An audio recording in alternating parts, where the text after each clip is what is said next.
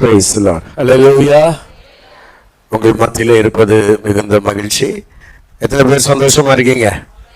ஹல்லேலூயா. கர்த்தருக்கு மகிமை உண்டாவதாக. நாம ஒரு வசனத்தை வாசிக்கலாமா? 2 ராஜாக்கள் 5ஆம் அதிகாரம் 11வது வசனத்தை நாம வாசிக்கலாம்.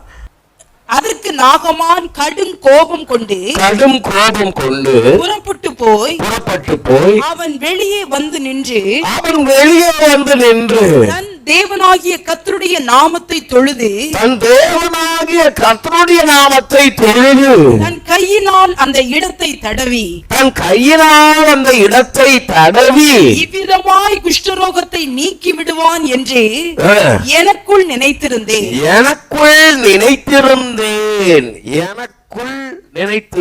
எல்லாரும் சொல்லுங்க, எனக்குள் நினைத்திருந்தேன். சொல்லுங்க, எனக்குள் நினைச்சிருந்தேன். Price god. ஆமென். நம்ம எல்லாரும் ஆளுக்கு ஏதோ நினைக்கிறோம். ஆமாவா இல்லையா? ஆமாவா இல்லையா? நம்ம மனசு, நம்ம மூளை என்ன வேணா நினைக்கலாம். ஆமாவா இல்லையா? இந்த நாகமான் அவருக்குள்ள நினைச்சிருந்தார். எங்க ஊர்ல ஒரு பழமொழி சொல்லுவாங்க, நினப்பு தான் பொழப்பு கேட்கணும் பையான்னு. இந்த பழமொழியை கேள்விப்பட்டுக்கிறீங்களா? நீங்க யாராவது கேள்விப்பட்டிருக்கீங்க? அம்மா நான் கேள்விப்பட்டுக்கிறாங்க போல இருக்குது. பக்கத்துல கைப்பிடி சொல்லுங்க, நினப்பு தானே பொழப்பு கேட்கும். ஆமா, நம்ம நினைச்சுனே இருக்கிறது தான். சில ஆள் பாருங்க, நினைச்சுனே தான் இருப்பான். நான் அப்படி ஆயிடுவேன், இப்படி ஆயிடுவேன், அது ஆயிடுவேன், இது ஆயிடுவேன். எதுவாகவும் ஆக மாட்டான் பாவம் அவன். ஏன் வெறும் நினப்புலயே வாழ்றது. அப்ப கவனிங்க அருமையான தேவனுடைய பிள்ளைகளே, இந்த கால வேளையில நாகமானின் நினைவுகள் அப்படின்ற தலைப்புல சில விஷயத்த நான் உங்களோட பகிர்ந்து கொள்ள விரும்புகிறேன். ஏன்னா நம்முடைய நினைவுகள் நம்முடைய வாழ்க்கையில ரொம்ப முக்கியமானது. நம்முடைய ஆசீர்வாதத்திற்கு நம்முடைய நினைவுகள் மிகவும் தொடர்புடையது. சில நேரங்கள்ல நம்முடைய நினைவுகளை நம்முடைய ஆசீர்வாதத்தை என்ன பண்ணிடுதுன்னா தடுத்துருது. நம்முடைய நினைவுகளை என்ன பண்ணுது? ஆசீர்வாதத்தை தடுத்துருது. வரவேண்டிய நன்மைகள், வரவேண்டிய ஆசீர்வாதங்கள் எல்லாம் நினைவுகளாலேயே கெட்டு போகுது. அதனால தான் ஆண்டவர் சொல்றாரு, ஓ நினைவுகள் என் நினைவுகள் கிடையாது, ஓ வழிகள் என் வழிகள் கிடையாது. வானத்துக்கு பூமி எவ்வளவு உயரமா இருக்குதோ அந்த மாதிரி ஓ நினைவுல இருந்து என் நினைவு உயரமா இருக்கு அப்படின்னு கர்த்தர் ரொம்ப திட்டமும் தெளிவுமா சொல்றாரு. Praise god. ஆமென். அப்ப நல்லா கவனிங்க, இந்த நாகமானின் நினைவுகள் எப்ப தேவனுக்கு ஏற்ற விதமா மாறுச்சோ அப்ப வாழ்க்கையில ஒரு பெரிய ஆசீர்வாதத்தை அவன் பெற்றுக்கொண்டான் என்பதை நாம இன்றைக்கு பார்க்க போகிறோம். பல நேரங்கள்ல அருமையான தேவனுடைய பிள்ளைகளை நாம சபைக்கு வரலாம், கர்த்தரை அறிந்திருக்கலாம், பல நேரங்கள்ல தேவனோட உறவாடலாம். ஆனா தேவனுடைய ஆசீர்வாதங்கள் நம்முடைய நினைவுகளாலே தடைப்படுகிறது என்பதை நாம் அறிந்திருக்க வேண்டியது அவசியம். ஒரே ஒரு உதாரணம் சொல்லிட்டு நான் இதுக்குள்ள போயிடுறேன். உங்களுக்கு தெரியும்ல, இந்த எலிசபெத் சகரியான்னு 2 பேர் இருந்தாங்க, யோவான் சானோடைய அப்பா அம்மா. ஆமாவா இல்லையா? அவர் யாருமா? இந்த சகரியா யாருமா? நல்லா கரெக்டா சொன்னீங்க சிஸ்டர். அவர் ஒரு பாஸ்டர், ஆசாரியன். எங்க வேலை அவருக்கு? தேவனுடைய ஆலயத்துல உள்ள என்ன பண்றாரு? தூபம் காட்டுறதுதான் வேலை. தூபம் காட்டுற இடத்துல திடீர்னு கேப்ரியல் தூதன் வந்துட்டார். யாரு வந்தது? நல்ல விஷயமா இல்லையா? சொல்லுங்க. வசனம் சொல்லுது, அதுக்கு முன்னாடி, அதாவது மல்கியா தீர்க்கதரிசியில இருந்து கர்த்தர் என்ன பண்ணலன்னா 400 வருஷம் யாரோடையும் பேசல. அதுக்கு முன்னாடி கர்த்தருடைய வசனம் பிரத்யட்சமா வெளிப்படல. 400 வருஷம் யாரோடையும் பேசார். ஆண்டவர் அமைதியா இருக்கிறார். இப்ப திடீர்னு இவர்கிட்டதான் பேசுறார். 400 ஆண்டுகள் கழிச்சு கர்த்தர் பேசுறாருன்னா எவ்வளவு சந்தோஷப்படணும். இந்த ஆள் பயந்து நடுங்கிறார். பயந்து நடுங்கின உடனே கர்த்தர் சொல்றார், சகரியாவே என்ன பண்ணாத? சகரியாவே பயப்படாத. சரி, பயப்படாதுன்னு சொன்னாரா? அடுத்து சொல்றாரு, உன் மனைவி என்ன ஆக போறா? ஆமா, கர்ப்பவதியாகி ஒரு பிள்ளை பெற போறா. அதுக்கு முன்னாடி ஒண்ணு சொல்றாரு, உன் ஜெபம், உன் வேண்டுதல் கேட்கப்பட்டது, மனைவி கன்சீவ் ஆகி ஒரு பிள்ளை பெற போறா. இந்த ஆளு பாருங்க, பாஸ்டர், அவர் நல்ல மனுஷன். என்ன சொல்லியிருக்கணும்? ஆண்டவரே இந்த வார்த்தையின்படி சொல்லியிருக்கணும்ல. நல்ல மனுஷனா இருந்தா அதெல்லாம் சொல்லியிருக்கணும். இவர் என்ன சொல்றாரு? இது எப்படி நடக்கும்? இது ஆஹா, வேண்டுதல். அப்ப எதுக்காக வேண்டி இருக்காரு? குழந்தைக்காக வேண்டி இருக்காரு. குழந்தை கொடுக்கறேன்னு சொன்னா இப்ப என்ன சொல்றாரு? அப்ப என்னத்தான் நினைப்புல இதெல்லாம் நீ ஜெபம் பண்றியா? நான் கேட்கிறேன், குழந்தை வேணும் குழந்தை வேணும்னு ஜெபம் பண்ணிட்டு இருக்க.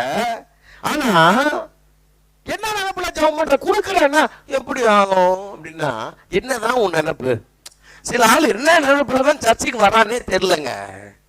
அவன் என்னதான் நினைப்புல வரானே தெரியல. அவன் ஏனோ தானு வரான் போல. அவன் பாட்டுக்கு வர்றான், அவன் பாட்டுக்கு ஜெபம் பண்றான், அவன் பாட்டுக்கு பைபிள் வாசிக்கிறான், அவன் பாட்டுக்கு காணிக்க கொடுக்குறான், அவன் பாட்டுக்கு போயிடுறான். எப்படி நடக்கா? இவனுக்கு எப்படி நடக்கும்னு நீங்க கேளுங்க. இந்த ஆளுக்கு சகரியாவுக்கு என்னம்மா என்ன? அப்புறம் நீங்க இப்ப பார்த்தா கேட்பீங்களா இல்லையா? என்ன சகரியாவை பார்த்தா என்ன வேலையா நினைப்புல வந்துட்டு அப்புறம் தூப்பம் காட்டிக்கிட்டு இருக்க தனம் தனம் என்ன ஆத்துற அங்க வந்து சர்ச்சுக்குள்ள நின்றுகிட்டு.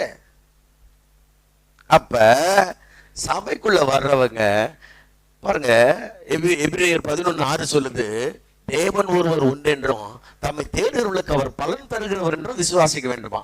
அப்படி விசுவாசிச்சீங்கன்னா ஆண்டவர் நம்முடைய வாழ்க்கையில அற்புதங்களை ஏராளமாய் செய்கிற தேவனா இருக்கிறார். ஆமென் சொல்லுங்க பார்க்கலாம். இந்த கால வேளையில அவர் ஆராதிக்கிறவங்களோட வாழ்க்கையில கர்த்தர் நல்லவரா இருக்கிறார். ஆமென்.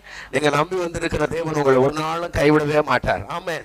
சரி, அப்ப இந்த நாகாமானுடைய நினைவுகள்ல இருந்து சில காரியங்களை நான் கற்றுக்கொள்ள விரும்புகிறேன். நீங்க எல்லாரும் விசுவாச பிள்ளைகளா இருக்கிறதுனால உங்களுக்கு ரொம்ப பெருசா இந்த கதையை நான் விவரிக்க தேவையில்லை. 1-2 பேர் புதுசா நீங்க இந்த வசனங்களை வாசிச்சீங்களான்னு எனக்கு தெரியல. உங்களுக்காக வேணா அங்கங்க 1-2 வசனங்களை வாசிச்சுக்கலாம். கவனிங்க, இந்த நாகாமான் என்பவன் சீரியா தேசத்தினுடைய இராணுவ தளபதியாய் இருக்கிறான் என்று வேதம் சொல்லுகிறது. அவன் ஒரு படை தளபதியாய் இருந்து சீரியருடைய இராணுவத்தை நடத்தி கொண்டு போய் பல தேசங்களை வெற்றி கண்டு அந்த தேசங்கள் இருக்கிற வெள்ளியுடைமைகள் பொன்னுடைமைகள் மக்களை எல்லாம் சிறைப்பிடித்து கொண்டு வந்த ஒரு பெரிய மனுஷனா இருக்கிறான். இவன் மூலமா கர்த்தர் சீரியாவுக்கு ரட்சிப்பை கட்டளையிட்டார் என்று வேதம் சொல்லுகிறது. அப்ப பெரிய பராக்கிரமசாலி, ஒரு தேசத்தையே ரட்சிப்புக்குள்ள நடத்துற அளவுக்கு வல்லமையும் பராக்கிரமும் அவனுடைய வாழ்க்கையில் இருக்கிறது. ஆனா வசனம் சொல்லுகிறது அவனோ குஷ்டரோகியா இருந்தான் என்று வசனம் சொல்லுகிறது. கவனிங்க, அவன் வாழ்க்கையில உயர்ந்த பதவி இருக்கிறது, பணம் இருக்கிறது, அந்தஸ்து இருக்கிறது, பராக்கிரமம் இருக்கிறது. ஆனா அவன் சரீரத்துல ஒரு வியாதி இருக்கிறது, அவன் சரீரத்துல ஒரு பலவீனம் இருக்கிறது. நல்லா ஞாபகம் வச்சுங்க, குஷ்டரோகம்னு சொன்னா பல விதங்கள்ல இருக்கு. நம்ம ஊர்ல இந்த குஷ்டரோகம்னா இப்ப இந்த காலத்து பிள்ளைங்க அந்த மாதிரி ஆட்களை பார்த்துருக்க முடியாது. நாங்க சின்ன வயசுல இருக்கும்போது நிறைய குஷ்டரோகிகள் இருப்பாங்க. அங்கங்க சாலைகள்ல அவங்க கை கால்கள்லாம் அரிச்சு போயிருக்கும். பார்த்துருக்கீங்களா நீங்க அந்த மாதிரி ஆட்களை? பெரியவங்க பார்த்துருப்பாங்க, சின்ன பிள்ளைகள்லாம் பார்த்துருக்க முடியாது. கை கால்கள்லாம் அப்படியே அழுகி இந்த எலும்புகள்லாம் அரிச்சு விரலெல்லாம் உள்ள போயிடும், அப்படி அவங்க கால்கள்லாம் உள்ள போயிடும். அது ஒரு குஷ்டரோகம். பாருங்க, அந்த மாதிரியான குஷ்டரோகம் இல்லை இந்த நாகமானுக்கு. ஏன் அப்படின்னா இவர் ஒரு ராணுவத்துல தளபதியா இருக்கிறார் இல்லையா? ராணுவத்துல தளபதியா இருக்கிறதுனால அவர் யுத்தம் பண்றாரு, போய் சண்டை போடுறாரு, கத்தி ஈட்டி கேடயத்தெல்லாம் அவர் பிடிக்க வேண்டிய ஒரு ஆளு. ஆகவே கை கால்கள்லாம் அரித்து கொள்ளக்கூடிய அளவில் இருந்தார்னா அவரால் அவ்வளவு பெரிய பராக்கிரமமான காரியத்தெல்லாம் செய்ய முடியாது. அப்ப குஷ்டரோகத்துல பலவிதமான காரியங்கள் இருக்குது. கவனிங்க, அதாவது நம்ம ஊர்ல சொல்லுவாங்க இந்த வெண் குஷ்டம்லாம் சொல்லுவாங்கல்ல, அதுலயே நிறைய வெரைட்டி பைபிள்ல லேவியராகமத்துல இருக்குது. அந்த மாதிரியான குஷ்டரோகத்துல ஒரு குஷ்டரோகம் அது. ஆனா இஸ்ரவேல் ஜனங்கள்ல குஷ்டரோகம் சாதாரணமா ஸ்கின் டிசீஸ் மாதிரி தெரிஞ்சாலே அவங்க என்ன பண்ணுவாங்கன்னா அவங்கள ஊரை விட்டு தள்ளி வச்சிருவாங்க. நம்ம ஊர்ல இந்த கிராமங்கள்லாம் பண்ணுவாங்கல்ல, ஊருக்கு ஒதுக்குப்புறமா ஒதுக்கி வச்சுட்டு அவங்கள தீண்டத்தகாதவமா நடத்துவாங்கல்ல, அந்த மாதிரி குஷ்டரோகம்னு ஒண்ணு வந்த ஆட்களை அப்படித்தான் ட்ரீட் பண்ணுவாங்க. ஆனா இந்த சீரிய தேசத்துல பரவாயில்ல, இவனை ஊருக்குள்ள என்ன பண்ணிருக்கிறாங்க, சேர்த்துக்கிட்டாங்க. இவன் ஒரு பெரிய தளபதியா இருக்கிறதுனால மதிப்பு இருக்கு. ஆனாலும் அந்த வியாதி இருக்கிறதுனால என்னதான் இருந்தாலும் மக்கள் ஒரு மாதிரி என்னதான் பண்ணுவாங்க, கொஞ்சம் அருவருப்பா பார்க்கத்தானே செய்வாங்க. ஆமாவா இல்லையா? எல்லாம் இருக்கு, ஆனா ஒண்ணு இல்ல அவரோட வாழ்க்கையில. என்ன இல்ல, ஒரு தெய்வீக ஆரோக்கியமோ சுகமோ அவருடைய சரீரத்துல இல்ல. பல நேரங்கள்ல உலகத்துல இருக்கிற மனுஷங்களை நீங்க பாத்தீங்கன்னா அவங்க பல நேரங்கள்ல எல்லாம் பெற்றிருக்கிறாங்க. இன்னைக்கு மனுஷங்களுக்கு என்ன குறையா இருக்குது பாருங்க. ஒரு காலத்துல சாப்பாடு இல்லாம இருந்தாங்க, துணிமணி இல்லாம இருந்தாங்க, படிப்பு இல்ல, இருக்கிறதுக்கு வீடு வசதிகள் இல்ல, எதுவுமே இல்லாம கஷ்டப்பட்டாங்க. இன்னைக்கு மக்களுக்கு எல்லா வசதிகளும் இருக்கு. ஆமாவா இல்லையா? நீங்க என்ன நினைக்கிறீங்க? இருக்குதா இல்லையா? பாருங்க, மோடி ஐயா சொல்றாரு. என்ன சொல்றாரு? என்ன சொல்றாரு? ஆமா, பெட்ரோல் விலை ஏறுது, நீங்க எல்லாம் எங்க போங்க, பஸ்ல போங்க சொல்றாரா இல்லையா? கேக்குறீங்களா இல்லையா? என்ன சொல்றீங்க? சொன்னாரா? என்ன நீங்க நியூஸ் எல்லாம் பாக்குறது இல்லையா? நீங்க எல்லாம் பஸ்ல போங்க, யாரும் கோல்டு வாங்காதீங்க. ஆமா, கோல்டு வாங்கினா டாலர் ஏத்துறோம், ஆகவே கோல்டு வாங்காதீங்கன்றாரு. அவரு பாட்டு சொல்லுவார். இன்னும் நம்ம கிட்ட இருப்பு எல்லாம் குறைஞ்சிக்கிட்டே வருதுன்றாரு. ஆமாவா இல்லையா? ஆனாலும் நம்ம எதுக்காவது கவலைப்பட்டோமா? எதுக்காக கவலைப்பட்டோமா? ஏன்னா கொரோனாவையே பார்த்துட்டோம். நம்ம கொரோனாவையே பார்த்ததுக்கு அப்புறம் என்ன ஆயிடும், நாங்க பாத்துக்கிறேன். எப்படி தைரியமா இருக்கிறீங்க பாருங்க. 2 வருஷம் பூட்டினது அப்பவே நாங்க என்ன பண்ணல, கவலைப்படல. இப்ப என்ன 3 மாசம் போட்டுவியா, 6 மாசம் போட்டுவியா, நாங்க ரெடியாகிறோம், தயாராயிட்டீங்க நீங்க. அப்ப உலகத்துல மக்கள் பாருங்க, பல நேரங்கள்ல நாம இத குறித்தெல்லாம் கவலைப்படுறது இல்ல. உனக்காக, உணவுக்காக, உடைக்காக, இடத்துக்காக, இதை பற்றி எல்லாம் நம்ம கவலைப்படுறது இல்லை. ஏன்னா திருப்தி அடைஞ்சிருக்கிறோம். ஆனா ஏதோ ஒரு குறைவு இருக்கிறது. இந்த நாகாமானுக்கு குஷ்டரோகம் என்கிற ஒன்று அவனை குறைவுள்ளவனாக காண்பித்தது போல நம்ம வாழ்க்கையில ஏதோ ஒரு குறைவு இருக்கு. ஒன்று சமாதான குலைச்சலா இருக்கலாம், குடும்பத்துல ரட்சிப்பு இல்லாம இருக்கலாம், குடும்பத்துல சமாதானம் இல்லாம இருக்கலாம், கணவன் மனைவி ஐக்கியம் இல்லாமல் இருக்கலாம். தேவனுடைய ஏதோ ஒரு அனுகிரகம் நம்ம வாழ்க்கையில குறைவுபடுறதுனால அந்த ஒரு குறைவு நம்முடைய இருதயத்தை ரொம்ப என்ன பண்ணிக்கிட்டே இருக்கும்னா வேதனைப்படுத்திக்கிட்டே இருக்கும். இன்னைக்கு உலகத்துல நீங்க பாருங்க, பெரும்பான்மையான மக்களுக்கு எல்லாம் இருக்கு. இந்த பூமிக்குரிய நன்மைகள் எல்லாம் அவங்க என்ன பண்றாங்கன்னா பெற்றிருக்கிறாங்க பல நேரங்கள்ல. ஆனா ஏதோ ஒரு குறைவோட அவங்களுடைய வாழ்க்கையை அவங்க கடத்துக்கிறத நாம பார்க்க முடிகிறது. எத்தனை பேரு நீங்க அதை உணர்ந்து இருக்கிறீங்க? அல்லேலூயா. உலகத்துல இருக்கிற மக்களுக்கு பாருங்க, ஒரு காலத்துல இந்தியாவிற்கு சுவிசேஷத்தை கொண்டு வந்தவங்க என்ன பண்ணாங்க தெரியுமா? வெறும் ஏழைகளுக்கு போய் சுவிசேஷம் சொன்னாங்க, ஏழை மக்களுக்கு. ஏன்னா அவங்க தான் சுவிசேஷத்தை கேட்பாங்கன்னு அவங்க நினைச்சாங்க. வசதி படைச்சவங்களுக்கு, ரொம்ப கொஞ்சம் பெரிய மேல்மட்டத்து மக்களுக்கு என்ன பண்ணலன்னா சுவிசேஷம் சொல்லல. அவங்க என்ன நினைச்சாங்கன்னா இவங்க எல்லாம் கேட்க மாட்டாங்க. ஆனா நான் சொல்றேன், எல்லா தரப்பு மக்களுக்கும் இயேசு தேவை. எல்லா தரப்பு மக்களுடைய வாழ்க்கையிலும் வெளிச்சத்தை கொடுக்கக்கூடிய நம்முடைய தேவனாகிய கர்த்தர். ஆமென். ஒருத்தரோட வாழ்க்கையில எல்லாம் இருக்குதுன்றதுனால நாம அவங்கள எல்லாம் பெற்றவங்க நினைச்சிடக்கூடாது. ஒருத்தவங்க வெளியில நல்ல நல்ல ட்ரெஸ் போட்டு இருக்கிறதுனாலயோ, நல்ல கார்ல வர்றதுனாலயோ, விலையேற பெற்ற ஒரு கட்டிடங்கள்ல வாழ்றதுனாலயோ, உயர்ந்த நகைகளை வஸ்திரங்களை உடுத்தி கொண்டு வர்றதுனாலயோ, நல்ல பதவியில இருக்கிறதுனாலயோ அவங்க வாழ்க்கையில எந்த குறைவும் இல்லாதவர்கள், எந்த தேவையும் இல்லாதவங்கன்னு நாம என்ன பண்ணிடக்கூடாதுன்னா நினைச்சிடக்கூடாது. அவங்களுக்கும் ஏதோ தேவை இருக்கும். அவங்களுடைய வாழ்க்கையில் ஆண்டவர் தேவைப்படுவார். எத்தனை பேர் அதை நம்புறீங்க? அல்லேலூயா.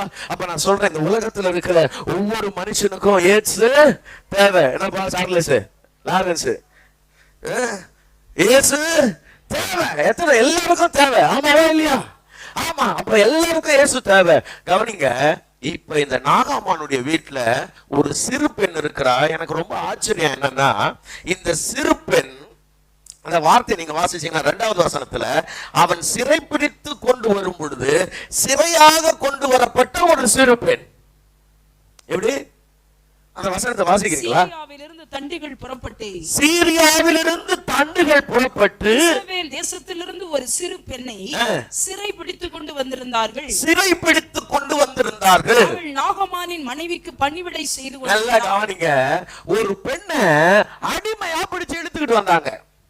இப்ப அடிமையா பிடிச்சு இழுத்துட்டு வந்த இடத்துல ஒரு பெண் இருக்கிறா. நீங்க யோசிச்சு பாருங்க, இந்த நாகாமானுடைய தலைமையில தான் இந்த சீரிய ராணுவம் போய் இஸ்ரவேலின் மேல யுத்தம் பண்ணி இஸ்ரவேல் ஜனங்கள்ல கொஞ்சம் பேரை சிறைப்பிடிச்சு இங்க கூட்டு வராங்க. இங்க கூட்டு வந்தா கொஞ்சம் பேரை அடிமையா கொண்டு வந்து அங்கங்க அவங்க வீடுகள்ல வேலைக்கு எடுத்துக்கிட்டாங்க. அதுல ஒரு பெண்ணை இவர் வச்சிருக்காரு, இவர் வீட்டுல வேலைக்கு. நீங்க நான் கேக்குறேன், உங்களை அந்த சிறு பெண்ணோட இடத்துல நீங்க வச்சு பாருங்க, நீங்க இந்த நாகமான எப்படி யோசிப்பீங்க? உங்களுக்கு என்ன தோணும் மனசுல? படுபாவி, இப்படி ஊரெல்லாம் அடிச்சு குடும்பங்கள்லாம் பிரிச்சு எங்களெல்லாம் கொள்ளையா கொண்டு போயிங்க. ஆமா, நாங்க தாயா பிள்ளையா இருந்தவங்களெல்லாம் பிரிச்சு எங்களை பதங்கொள்ளைய வைக்கிற பாவி நீ. இப்படி குஷ்டம், இதை விட பெரிய குஷ்டம் வந்து நீ என்ன ஆவ போற? இப்படித்தானே தோணும் நமக்கு. ஆமாவா இல்லையா? நியாயமா அப்படித்தானே தோணும். ஆனா பாருங்க, இஸ்ரவேல்ல இருந்த வந்த ஒரு பெண்ணுக்கு அப்படி தோணல. ஒரு தேவனுடைய பிள்ளைக்கு எப்படி தோணுது பாருங்க. ஐயோ, அவர் குஷ்டரோகமா இருக்கிறாரு, அவருக்கு சுகம் உண்டா இருந்தா நல்லா இருக்குமே. இது எங்க இருந்து வந்ததுன்னா, உங்கள் சத்துருக்களை சிநேகியுங்கள்னு ஒருத்தர் சொல்லிட்டு போயிருக்காரு. அல்லேலூயா. உங்க சத்துருக்களை சிநேகியுங்கள்னு சொல்லிட்டு போயிருக்காரு. உங்களால அப்படி சிநேகிக்க முடியுதாமா? நமக்கு தீமை செஞ்சவங்களை, நம்மளை பகைச்சவங்களை, நம்மளை நிந்திச்சவங்களை நம்மளால அப்படி பார்க்க முடியுதா? மத்தேயு 5ஆம் அதிகாரத்துல 44 45 என்ன வசனங்கள் இருக்குதுமா? நீங்க வாசிச்சு பாருங்க. அங்க மத்தேயு 5:44 அப்படி ஒண்ணுமே இல்லை. நான் உங்களுக்கு சொல்லுகிறேன், உங்கள் சத்துருக்களை சிநேகியுங்கள். யாரு என்னமா சத்துருக்களை? நம்மளால வீட்டுல இருக்கவங்களே நேசிக்க முடியல, நம்ம பெத்த தாய் தகப்பனையே நேசிக்க முடியல, நம்ம பிள்ளைகளை நம்மளால நேசிக்க முடியல, என் கூட பிறந்தவங்கள நேசிக்க முடியல, அண்ணன் தம்பிய நேசிக்க முடியலப்பா. ஆனா யார நேசிக்கணுமா? சத்துருக்களை நேசிக்கணுமா? சத்துருவை நேசிக்கணுமா? சபிக்கிறவங்களை ஆசீர்வாதி. என்ன அநியாயமா இருக்கு! என்னங்க பைபிள் இது? சிலருக்கு இது பாருங்களேன், சிலர் இந்த பைபிள் எல்லாம் படிக்கவே மாட்டாங்க போல இருக்கு, இதெல்லாம் மூடி வச்சிருவாங்க போல. அவங்களுக்கு தேவையானதுனால என்ன வாதை உன் கூட அர்த்தம் அணுகாது. இன்றைக்கு இருக்கிறதை பார்க்கல இன்னும் 1000 மடங்கு அதிகமாக முடியும். தேவனாகிய கர்த்தர் உன்னை ஆசீர்வதிப்பார். நீ வருகையிலும் ஆசீர்வதிக்கப்பட்டிருப்பாய், போகையிலும் ஆசீர்வதிக்கப்பட்டிருப்பாய். என் சமூகம் உனக்கு முன்பாக செல்லும், நீ கூட கூடியாய் பெருகுவாய். இவ்வளவுதான் அவங்களுக்கு தேவை போல இருக்கு. அதை மட்டும் எடுத்துக்கிறது. அப்ப மற்றதெல்லாம் எங்களுக்கு இல்லைன்னு ஒதுக்கி வச்சிருது. சத்துருக்களை சிநேகிங்க, உங்களை சபிக்கிறவர்களை. ஆனா நமக்கு என்ன தெரியுமா சம்பந்தியம்மா? நம்ம எப்படி தெரியுமா சம்பந்தியம்மா? நம்மள யாராவது 2 வாரத்தை கேட்டாங்கன்னு வைங்க, கூடுதலா 4 கேட்கணும், நீ தூக்கம் வராது. ஆமா, நம்மள 2 கேட்டா கூடுதலா 4 கேட்டா தானே நமக்கு அப்படியே நம்ம வாயெல்லாம். சபிக்கிறவர்களை ஆசீர்வதியுங்கள். உங்களை துன்பப்படுத்துற, உங்களை நிந்திக்கிற அப்படிப்பட்ட மக்களுக்காக நீங்க ஜெபம் பண்ணுங்கள்னு வசனம் சொல்லுது. அப்ப இந்த வார்த்தைய அந்த பிள்ளை கவனிங்க, ஒரு சீரியா தேசத்துக்கு அடிமையா போயிருக்கிறா, தாய் தகப்பனை விட்டு வேற தேசத்துல இருக்கிறா, அந்நிய தேசத்துக்கு வந்துட்டா, உறவுகளை இழந்து வந்துட்டா, தனிமையில இருக்கிறா, யாருமே இல்ல. ஆனா அவளுக்கு எதிரியா இருக்கிற நாகமானிடத்துல இருக்கிறா. அந்த நாகமானுக்கு ஒரு நல்ல செய்தியை சொல்லணும்னு அவளுடைய உள்ளம் வாஞ்சிக்குது. அல்லேலூயா. அந்நிய தேசத்துல அடிமையாக்கப்பட்ட இடத்துல இந்த மனுஷன் சுகமா வாழணும்ன்ற ஒரு எண்ணம் அவனுடைய இருதயத்துல உண்டாயிருக்குதுன்னா, நான் சொல்றேன், உங்களை சுற்றி இருக்கிற மக்கள் சுகமா வாழணும்ன்ற எண்ணம் உங்க உள்ளத்துல இருக்கா? நம்மளை சுற்றி இருக்கிறவங்க நல்லா இருக்கணும்ன்ற எண்ணம் இருக்கா? எல்லாரும் நல்லா இருக்கட்டும், ஆனா என்னை விட நல்லா இருக்க கூடாது. நிறைய நேரத்துல விசுவாசிகளுடைய எண்ணம் எப்படி இருக்கு தெரியுமா? எல்லாரும் நல்லா இருக்கட்டும் பிரதர், யாரு வேணாம்னாங்க, எங்களை விட நல்லா இருக்கணும். அது முடியாது. என்னை விட வாழ்ந்திருக்கணும் அவங்க என்ற எண்ணம் ஒரு தேவனுடைய பிள்ளைக்கு தான் இருக்கும். நீங்கள் இப்படி செய்வதனாலே பரலோகத்தில் இருக்கிற உங்கள் பிதாவுக்கு புத்திரராய் இருக்கிறீர்கள் வசனம் சொல்லு. இப்படி செஞ்சாத்தான் நீ புத்திரன். சும்மா பாட்டு மட்டும் பாடுறது, நான் இயேசுவின் பயமே இல்லை. அவர் பரலோகத்திலிருந்து பலான்னு விடுவாரு. எங்க இயேசுவின் பிள்ளை இருக்கிற போற வரவனெல்லாம் சபிச்சுக்கிட்டு, போற வரவனெல்லாம் பகைச்சுக்கிட்டு, யாரும் பிடிக்காது, யாரும் கண்ணில் காங்க கூடாது, எல்லாரையும் எரிச்சலா மாட்டேன், யாரும் எனக்கு பிடிக்காது, யாரும் வீட்டு வாச முடியாது, அப்படி இருந்துகிட்டு அப்பு அப்புனோம்னா உங்களை சொல்லல, அந்த மாதிரி சொல்றவங்களை நீங்கெல்லாம் தங்கமான பிள்ளைங்க. ஆனா தெரியுமே, இந்த ஆனந்த பாக்கிய சபையில இருக்கிறவங்க உங்களை மாதிரி தங்க கட்டிகளை தேடினாலும் கிடைக்காது தெரியுமா? வைரம். ஆமா, ராஜாத்திகளா கவனிங்க. அப்ப அப்ப அந்த சிறு பெண் அங்க இருந்து இந்த இந்த மனுஷனுக்கு சுகம் வேண்டும், இந்த மனுஷனுக்கு ஒரு நல்வாழ்வு வேண்டும்னு கவனிங்க, அவனுக்கு ஒரு நல்ல செய்தியை, ஒரு சுவிசேஷத்தை சொல்றா. என்ன தெரியுமா சொல்றா? என் ஆண்டவன் சமாரியாவில் இருக்கிற இஸ்ரவேலில் இருக்கிற தீர்க்கதரிசியிடத்திலே போவாரானால் அவருக்கு சுகம் உண்டாகும். ஆமென்.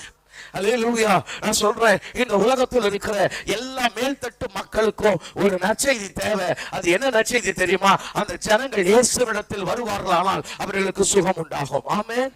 நான் சொல்றேன், இந்த கால வேளையில உங்கள் இருதயம் எத்தனை நாள் அப்படி நம்மளை சுற்றி இருக்கிற மக்களுக்கு இந்த நற்செய்தியை நாம் அறிவிச்சிருக்கிறோம்? இந்த நற்செய்தியை நாம் அறிவிச்சிருக்கோம். கவனிங்க, அவளுக்கு சாப்பாடு இல்ல, அவளுக்கு துணிமணி இல்ல, அவளுக்கு இருக்கிறதுக்கு இடம் இல்ல, அவளுக்கு ஒரு நல்ல வேலை இல்ல, அவளுக்கு உறவுகள் இல்ல, அவன் குறைய சொல்லி அழுறதுக்கு ஆள் இல்ல. ஆனா அந்த நேரத்துல அவ கர்த்தருடைய வேலையை செய்யறான், கர்த்தருடைய வசனத்தை அவ மற்றவங்களுக்கு சொல்றான். இந்த நாகாமான் கர்த்தரை அறியணும்ன்ற ஏக்கம் தாகம் அவளுக்குள்ள இருக்குது. நான் சொல்றேன், நமக்கு நல்ல சாப்பாடு இருக்கு, நல்ல துணிமணி இருக்குது, இருக்கிறதுக்கு இடம் இருக்குது, நல்ல குடும்பங்கள் இருக்குது, நல்ல வேலை இருக்குது, எல்லா வசதியும் இருக்குது. ஆனா நாம எத்தனை பேருக்கு ஆண்டவரை பத்தி சொல்றோம்? எத்தனை பேர்கிட்ட சொன்னோம்? இயேசு நல்லவர், தேவனிடத்துல வாங்கன்னு சொன்னோமா? உறவுகள் கிட்ட சொன்னோமா? அண்ணன் தம்பிகள் கிட்ட சொன்னோமா? நம்ம பக்கத்துல குடியிருக்கிற மக்கள் கிட்ட சொன்னோமா? நம்மள சத்ருவா நினைக்கிறாங்களே அவங்க கிட்ட சொன்னோமா? நாம எப்படிங்க மௌனமா இருக்கிறோம்? நாம எப்படி மௌனமா இருக்கிறோம்? ஒரு 4 குஷ்டரோகிகளுக்கு கை கால்கள்லாம் விரல்கள்லாம் மடங்கி போன 4 குஷ்டரோகிகளுக்கு ஒரு உணர்வு வருது. இது 2 ராஜாக்கள் 7ஆம் அதிகாரத்தில் இருக்கு, வாசிக்க வேணாம். அந்த 4 குஷ்டரோகிகள் சொல்றான், இந்த நாள் நற்செய்தியை அறிவிக்கிற நாள், இந்த நாள்ல நற்செய்தியை நாம போய் சொல்லிடணும் ஊருக்குள்ள. அந்த நற்செய்தியை நாம சொல்லலனா குற்றம் நம்மேல் சுமரும், குற்றம் நம்மேல் சுமரும். நாம சொல்ல வேண்டியதை சொல்லலனா குற்றம் நம்ம மேல வந்துடும் அப்படின்ற ஒரு வாஞ்சையோட 4 குஷ்டரோகிகள் ஊருக்குள்ள ஓடி போய் அந்த நல்ல செய்தியை அவன் சொல்றானே. நமக்கு ஆண்டவர் எவ்வளவு நல்ல கை கால்கள்லாம் சுகமா வச்சிருக்கிறாரு, திடகாத்திரமா வச்சிருக்கிறாரு, கண்ணு பார்வை இருக்குது, காது நல்லா கேட்குது, வாய் நல்லா பேசுறோம். இந்த ஜீவன் அவர்கிட்ட இருந்து வாங்கிட்டு, சுவாசிக்கிற காத்து அவர்கிட்ட இருந்து வாங்கிட்டு, சகல நன்மைகளையும் அனுபவிச்சுக்கிட்டு நாம தேவனுக்காக எழும்பி ஒரு ஒரு ஊழியமும் செய்யாம, ஒருத்தர்கிட்ட கூட சுவிசேஷத்தை சொல்லாம நாம எப்படிங்க அமைதியா இருக்க முடியுது? எப்படி அமைதியா இருக்கிறோம்? உங்க வாழ்க்கையில உங்களை சுத்தி இருக்கிறவங்க எல்லாம் ரொம்ப சுகமா இருக்காங்கன்னு நினைக்கிறீங்களா? அவங்களுக்கு இயேசு தேவை இல்லையா? அவங்க வாழ்க்கையில கஷ்டமே இல்லையா? ஒருத்தர் வெளியில போட்டிருக்கிற ட்ரெஸ்ஸை வச்சு அவங்க நல்லா இருக்கிறாங்கன்னு நினைச்சிடாதீங்க. அவங்க வாழ்க்கையில எத்தனையோ சொல்ல முடியாத துயரங்கள், எத்தனையோ வலிகள், எத்தனையோ வேலைகள், எத்தனையோ வேதனைகள், எத்தனையோ தனிமையான அனுபவங்கள், மனசுல இருக்கிற மனசு விட்டு பேசக்கூட ஆள் இல்லாத அங்கலாய்ப்புகள் எத்தனையோ பேருக்கு இருக்கு. அதனால உண்மையா நேசிக்கக்கூடிய உறவுகள் இல்ல, பொறாமைப்படுகிற மனிதர்கள் இருக்கிறாங்க. தங்களுக்கான மனிதர்கள் இல்லாம அங்கலாய்க்கிறவர்கள் ஏராளமான பேர்கள் இருக்கிறாங்க. அந்த மக்களுக்கெல்லாம் நாம கொண்டு போய் இந்த இயேசுவை அறிமுகப்படுத்த வேண்டியது நம்முடைய கடமை இல்லையா? இல்லையா? அப்ப நல்லா கவனிங்க, இந்த பெண் அவருக்கு சொல்றாரு, சமாரியாவில் இருக்க தீர்க்கதரிசி கிட்ட போங்க. இந்த நாகாமான் கிட்ட ஒரு நல்ல விஷயம் இருக்காது. என்னன்னா, நல்ல விஷயத்த சின்ன தான் வீட்டுல வேலை செய்யற ஒரு அடிமை பெண் அவர் சொன்னா கூட எடுத்துக்கிறான். Price god. ஆமென். நல்லதை யார் சொன்னாலும் கேட்கணும். ஆமென் சொல்ல மாட்டீங்களா? பக்கத்துல கைப்பிடிச்சு சொல்லுங்க, உங்களுக்கு என்ன பழக்கம் இருக்குது? நல்லதை யார் சொன்னாலும் எடுத்துக்குவீங்களா? யார் சொன்னாலும் எடுத்துக்குவோம் பாஷா, நீங்க சொன்னா மட்டும் எடுக்க மாட்டோம். முடியவே முடியாதுன்ற மாதிரி உட்காந்துக்கிட்டு இருக்காதீங்க. நல்லத இந்த சின்ன பையன் சொன்ன உடனே அவரு எடுத்துக்கிறாரு. ஆனா என்ன தெரியுமா பிரச்சனை? இந்த நாகாமானின் நினைவு எப்படி இருக்குது பாருங்க. அவரு இப்ப என்ன நினைக்கிறாரு? சமாரியாவுக்கு போங்கன்னு சொன்னா அந்த பிள்ளை, தீர்க்கதரிசி கிட்ட போங்கன்னு சொன்னான். ஆமாவா இல்லையா? இப்ப இவர் என்ன பண்றாரு? சமாரியாவில் இருக்கிற தீர்க்கதரிசி அப்படின்னா அவர் என்ன நினைச்சுக்கிட்டாரு? ராஜா யாரையாவது, ராஜாவுக்கு தெரியாத தீர்க்கதரிசியா? அதனால நாம கொஞ்சம் காசு பணம்லாம் பேக் பண்ணி எடுத்துட்டு போய் ராஜா கிட்ட கொடுத்து, அந்த ராஜா சொல்லுவார், அந்த தீர்க்கதரிசிகள், அப்படி ஒரு தீர்க்கதரிசி இருந்தா அவர் எங்க இருப்பாரு? அரண்மனையில ராஜாவுக்கு பக்கத்துல ஆலோசனை கொடுக்கிற இடத்துல அங்க இருப்பார். போன உடனே ராஜா நமக்கு என்ன பண்ணுவாரு? ரெக்கமெண்ட் பண்ணி இவர்கிட்ட இருந்து நமக்கு சுகத்தை வாங்கி கொடுத்துருவாரு. இவர் என்ன பண்ணுவாரு? கவனிங்க, இது சாதாரணமான விஷயம் இல்ல. ஏற்கனவே இந்த நாட்டுக்கு என்ன ஆயிடுச்சு? சண்டை ஆயிருச்சு. இஸ்ரவேல் தேசத்துக்கும் சீரியாவுக்கும் சண்டை ஆயிருச்சு. இப்ப இஸ்ரவேல் தேசத்துக்கு இந்த சீரியாவோட தளபதி அனுப்பணும்னா ராஜா என்ன பண்ணணும்? ஒரு கடிதம் எழுதணும். வெளியுறவுத்துறை அமைச்சர்கள் 2 பேரும் பேசணும். எங்க ஆளு உங்க ஊருக்கு வர்றான், ஒரு ட்ரீட்மெண்ட்டுக்காக வர்றான், தயவு பண்ணுங்க, நாங்க முன்னாடி சண்டை போட்டோம், சண்டையெல்லாம் இப்ப என்ன பண்ணாத, மனசுக்குள்ள வச்சுக்காதன்னு ஒரு லெட்டர், டீட்டெயிலா ஒரு லெட்டர் எழுதி அந்த லெட்டரை வாங்கிட்டு இவர் என்ன பண்றாருன்னா இஸ்ரவேலின் ராஜா கிட்ட வர்றார். ராஜா கிட்ட வந்து ராஜா கிட்ட லெட்டரை கொடுக்கிறார். நல்லா கவனிக்கணும். இவர் என்ன நினைக்கிறாரு? ராஜாவுக்கு தெரியாத ஆளா, ராஜாவுக்கு தெரியாத தீர்க்கதரிசியா, ராஜா யாராவது ஒரு தீர்க்கதரிசி அனுப்பி கட்டாயம் நமக்கு என்ன பண்ணிடுவாரு? சுகத்தை கொடுத்துருவாரு. எவ்வளவு வேணா நம்ம என்ன பண்ணலாம்னா காசு கொடுக்கலாம். அவரு பொன்னையும் வெள்ளியையும் கொண்டு வர்றாரு. நீங்க அந்த வசனத்தை வாசிக்க பார்க்கலாம். அதை எடுத்துக்கிட்டு வந்து ராஜா கிட்ட கொடுத்தான்னு இருக்கு. இவன் தீர்க்கதரிசி கிட்ட போல, ராஜா கிட்ட போனான். ஆனா ராஜா என்ன நடந்துச்சு? தயவு செய்து அதை வாசிங்க. ராஜா என்ன பண்ணாரா? சட்டம் எல்லாம் கிழிச்சுக்கிட்டார். 2 ராஜாக்கள். இஸ்ரவேலின் ராஜா அந்த நிருபத்தை வாசித்த போது அவன் தன் வஸ்திரங்களை கிழித்துக் கொண்டு, அந்த வஸ்திரத்தை எல்லாம் கிழித்துக் கொண்டு, ஒரு மனுஷனை அவன் குஷ்டரோகத்தினின்று நீக்கிவிட வேண்டும் என்று, ஒரு மனுஷனை அவன் குஷ்டரோகத்தினின்று நீக்கிவிட வேண்டும் என்று அவன் என்னிடத்தில் நிருபம் அனுப்புகிறதற்கு கொல்லவும் உயிர்ப்பிக்கவும் நான் தேவனா? அவன் என்ன நினைச்சுக்கிட்டான்? இந்த சீரியா ராஜா வேணும்னே வம்பு இழுக்கிறான்டா. இவன் எப்படி பாருங்க, வேணும்னே வம்பு இழுக்கிறான். என்னன்னா அவன் தெய்வம்னு நினைச்சுக்கிட்டானா? ஏன்னா இந்த ராஜாவுக்கு புரியல இவன் எங்க வந்திருக்கிறான்றது. ராஜாவுக்கு புரியல. இவன் தான் நினைச்சுக்கிட்டு வர்றான், நாகமா நினைச்சுக்கிட்டு வர்றான். ராஜாவுக்கு எல்லாம் தெரியும். ராஜா கிட்ட போனா தீர்க்கதரிசி கிட்ட நம்மளை கொண்டு போயிடுவாரு. ஆகவே ராஜாவோட அரண்மனையில் அவர் இருப்பார் அந்த தீர்க்கதரிசி அப்படின்னு நினைச்சுக்கிட்டு வரலாம். ஆனா ராஜா என்ன நினைக்கிறான்? இந்த சீரியா ராஜா நம்மளை விரோதிக்கிறதுக்கு சமயம் பார்த்துக்கிட்டு இருக்கான். அடுத்த முறை சண்டை போடுறதுக்கு இத சாக்கா வச்சு, நம்ம ஊர்ல சாக்கு கிடைக்குமான்னு பாக்குற ஆளுலாம் இருக்கான் தெரியுமா? சண்டை போடுறதுக்கு. உங்களுக்கு அது தெரியாது பாருங்க. சண்டை போடுறதுக்கு சாக்கு கிடைக்குமான்னு பார்த்துக்கிட்டு இருக்கிற ஆட்களை பத்தி உங்களுக்கு தெரியாது. உங்களுக்கு தெரியுமா தெரியாதா? எங்க ஏரியாக்கெல்லாம் நீங்களாம் எங்க வாசல் பெருக்குவீங்களான்னு தெரியல. எங்க ஏரியாக்கள் நீங்க அதுக்கெல்லாம் வேலைக்கு ஆள வச்சிருந்தீங்கன்னா எங்க ஏரியாலாம் வாசலை பெருக்கிட்டே இருப்பாங்க பாருங்க. பெருக்கிட்டு கண்ட நாயெல்லாம் வந்து எங்க அசிங்கம் பண்ணிட்டு போகுது. யாரும் சொல்றாங்க? பசங்க விளையாடிக்கிட்டு இருப்பாங்க. இந்த விளையாடிட்டு இருக்கிற பசங்களை இந்த அம்மா திட்டுது. கண்ட நாயெல்லாம் இங்க வந்து இங்கே எல்லாம் சாக்கிட்டு திட்டுறது. ஏதாவது காரணம் கிடைக்குமான்னு பாக்குறது. சில ஆட்கள் அப்படித்தான் பார்த்துக்கிட்டே இருக்கிறது. என்ன சாக்கு கிடைக்கும் சண்டைக்கு? உங்களெல்லாம் பார்த்து அப்படி தெரியல. அப்படிங்களா? ஐயோப்பா, உங்களெல்லாம் தங்கமா பாருங்க.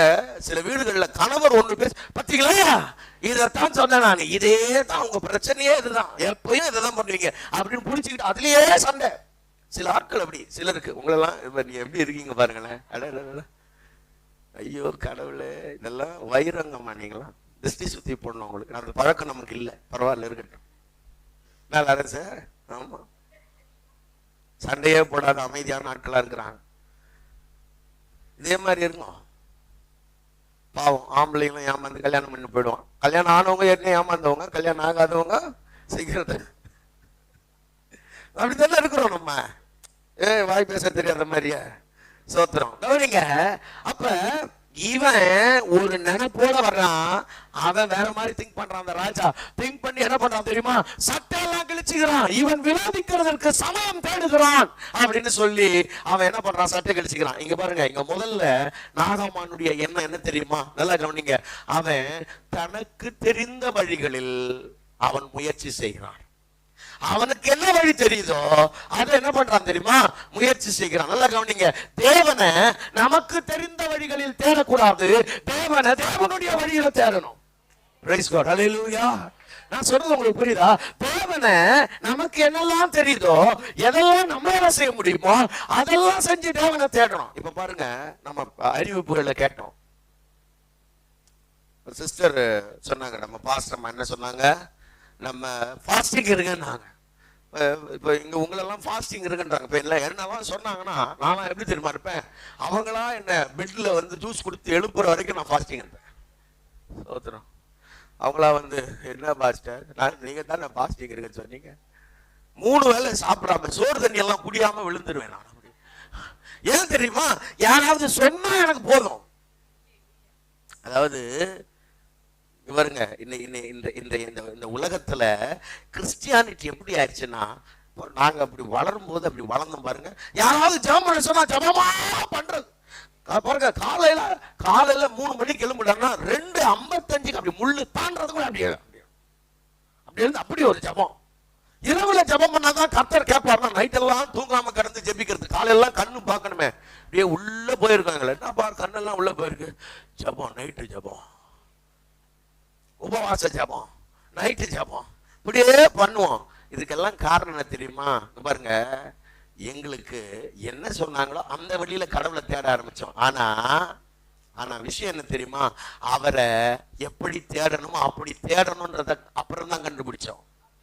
அல்லேலூயா. அப்ப நல்லா கவனிங்க. நாங்க என்ன நினைச்சோம் தெரியுமா? ஒரு டைம்ல ரொம்ப ஜெபம் பண்ண ஆண்டவர் கேட்டுருவாரு. காலையிலேயே ஜெபம் பண்ண கேட்டுருவாரு நினைச்சோம். இங்க பாருங்க, ஜெபம் பண்ணணும், ஜெபம் பண்ணாம இருக்க கூடாது, ஜெபம் பண்ணணும். ஆனா எனக்குள்ள விசுவாசமே இல்லாம நான் பண்ற ஜெபம் இருக்குல்ல, அது வீண். புரியல உங்களுக்கு? எனக்குள்ள ஆண்டவரோட அந்யோன்யமா இருக்கணும்ன்ற அந்த உறவு, அந்த அந்த அந்த உடன்படிக்கை அது இல்லாம நான் உபவாசிச்சு என்ன புரியும்? ஆமாவா இல்லையா? ஏங்க, ஒரு கணவன் மனைவி இருக்காங்களா? இருக்காங்க. என்ன புண்ணியம்? சிரிக்கிறீங்க பாருங்களேன். ஏப்பா அவ்வளவு புரியுதா உங்களுக்கு? கணவன் மனைவியா இருக்கீங்களா? இருக்கும். அப்ப உங்களுக்கு புரியுது தானே? அப்ப கணவன் மனைவியா இருக்கிறதுனா அங்க அன்பு, அந்யோன்யம், ஐக்கியம், பாசம், நேசம், பரஸ்பரம், புரிதல், விட்டு கொடுத்தல், இணங்கி போதல் எல்லாம் சேர்ந்துட்டான் அந்த உறவு. ஆமாவா இல்லையா? அப்ப கணவன் மனைவியா இருக்கீங்களா? இருக்கும். ஒரே வீட்டுல ஒன்னா இருக்கிறதுக்கு பேர் கணவன் மனைவி ஐயா. ஹாஸ்டல் ரூம்மேட் 4 பேர் 5 பேர் ஒன்னா இருக்கும். ஒன்னா தானே இருக்கும். அதுக்கு பேர் என்ன? அப்புறம் இந்த ரூம்மேட் மாதிரி இருக்கிறது இல்லைங்க, இது வேற. அப்ப நல்லா கவனிங்க, அதே இங்க கொண்டு வாங்க ஆவிக்குரிய வாழ்க்கையில. ஜெபம்னா உறவுல ஜெபிக்கணும். ஆமென் சொல்லுங்க பார்க்கலாம். உபவாசம்னா உறவுல உபவாசிக்கணும். வேதத்தை எடுத்து அப்படி ஆசையா வாசிக்கணும். கர்த்தருக்கு காணிக்க கொடுத்து அன்பா கொடுக்கணும். ஆமென் சொல்லுங்க பார்க்கலாம். அப்ப இதெல்லாம் இல்லாம அதை செய்ய முடியுமா? செய்ய முடியும். அதான் பிரச்சனை. உறவே இல்லாம ஜெபிக்க முடியுமா? சரி, நம்ம ஆளுங்க பாருங்க, இப்ப சிஸ்டர் காலையில இருந்து 6 மணில இருந்து 6 மணி வரைக்கும் ஜெபம். காலையில ரீட்டா சிஸ்டர், மாலையில பீட்டா சிஸ்டர், அப்புறம் சீட்டா சிஸ்டர், எல்லாம் டீட்டா எல்லா சிஸ்டரும் ஜெபம் பண்ணு. 6 to 7, 7 to 8 இந்த அம்மா ஜெபம் பண்ணுது. ஜெப குறிப்பு 100 கொடுத்துட்டோம். சத்திர சத்திர சத்திர சத்திர சத்திர சத்திர சத்திர சத்திர சத்திர சத்திர குதிரை ஓடிக்கிட்டே இருக்குது. சத்திர சத்திர சத்திர. ஆமா, 6:30 6:35 சத்திர சத்திர சத்திர சத்திர சத்திர சத்திரம். கடிகாரத்தை வேற பார்த்துட்டு சத்திர சத்திர சத்திர சத்திரம். முதல்ல இப்ப அப்படி அவன் ஜெபம் பண்ண சொல்றது. நீ நிறுத்திட்டு எழுந்து போய் வேலையை பாரு, போய் பாட்டன விளக்கு, வீட்டை கூட்டு. இல்லைன்னா ஆமா, இதுல 300 வாட்டி கண்ணை வேற திறந்து பாத்துக்கிறது. இதுல போன் வேற, அது வேற கிளிங். சதுர சதுர சதுர சதுர சதுர சதுர சதுர சதுரம். தலை எழுத்து. இவர்களை இப்படி ஜெபம் பண்ண சொல்லி யார் இப்ப கெஞ்சினது? ஏன் 1 மணி நேரம் உனக்கு ஆண்டவருக்காக கொடுக்க முடியலன்னா நீ ஜெபம் பண்ண வரல. தூக்கி தூர வச்சுட்டு அறக்கதவை போட்டு கண்ணை மூடு. கண்கள் உன் கவனம் முழுவதும் பரலோகத்தை பார்க்கிற நேரத்தை 1/2 மணி நேரம் உண்மையா கொடுக்க முடியுமா? 1/2 மணி நேரம் ஜெபம் பண்ணு போதும். நீ நான் 2 மணி நேரம் ஜெபிக்கிறேன்னு அங்க பார்த்துட்டு கொட்டா விட்டுக்கிட்டு டீ குடிக்கணும் போல இருக்குக்கா, பசி வேற இருக்கு, ஃபாஸ்டிங், எனக்கு ஃபாஸ்டிங். ஏற்கனவே 3 டீ 2 போண்டா சாப்பிட்டேன், 3 பிஸ்கட் வேற. ஃபாஸ்டிங்னு சொல்லி அன்னைக்கு நிறைய தின்றது. அது பார்த்தீங்களா, காலையில இருந்து ஒண்ணுமே சாப்பிடலையா, வயிறு வேற கமான் கமான். இன்னும் உனக்கு கவான் கவான்னு உன்னை யார் அப்படி இப்போ ஃபாஸ்டிங் இருக்க சொன்னதுன்னு கேட்கிறேன். நல்லா சாப்பிட்டு வந்து ஜெபம் பண்ணு, ஒன்றும் தப்பு இல்லை. என்ன சார்லஸ் போயா, என்னவோ இருந்துட்டு போட்டோம் சும்மா. அப்ப பாருங்களேன், உறவே இல்லாத ஆவிக்குரிய அனுபவங்கள்ல நமக்கு சொல்லி கொடுத்ததுனால சடங்குக்காக, கடமைக்காக, என்ன ஒரு விசுவாசின்னு காண்பிக்கிறதுக்காக ஒரு விசுவாச கடமையெல்லாம் இதை செய்யாதீங்க. ஜெபம் பண்ண அந்யோன்யமா ஜெபம் பண்ணுங்க. உபவாசிச்சு அந்யோன்யமா உபவாசம் பண்ணுங்க. ஆண்டவருக்கு கொடுத்தா அதை அந்யோன்யமா செய்யுங்க. எதை செஞ்சாலும் இல்ல, ஆத்மார்த்தமா அன்புல இருந்து, விசுவாசத்துல இருந்து, ஆவியில எழுப்புதல் உண்டாகி அதை நீங்க செய்யுங்க. அதை கர்த்தர் அங்கீகரிக்கிறதுக்கு வல்லவராக இருக்கிறார். அப்ப இந்த பாருங்க, ஆண்டவர் சொல்றார், இவர்கள் எனக்கு பயப்படுகிற பயம் மனுஷனால் போதிக்கப்பட்ட கற்பனையாக இருக்கிறது. அப்ப யாரோ சொன்னாங்கன்றதுக்காக, சர்ச்சில் சொல்லிட்டாங்க, சிஸ்டர் சொல்லிட்டாங்க, பாஸ்டர் சொல்லிட்டாரு, மற்றவங்க செய்யறாங்கன்றதுக்காக செய்யாத, உறவின் அடிப்படையில செய். அல்லேலூயா. அப்ப இந்த நாகமானுடைய பிரச்சனை என்ன தெரியுமா? அவனுக்கு அறிந்தபடி தேவனை தேடினா, நான் சொல்றேன், நமக்கு அறிந்தபடி தேவனை தேடுறதை விட தேவன் எப்படி தேடணும்னு விரும்புறாருன்னு நாம தெரிந்து கொள்ள வேண்டியது அவசியமா இருக்கிறது. அல்லேலூயா.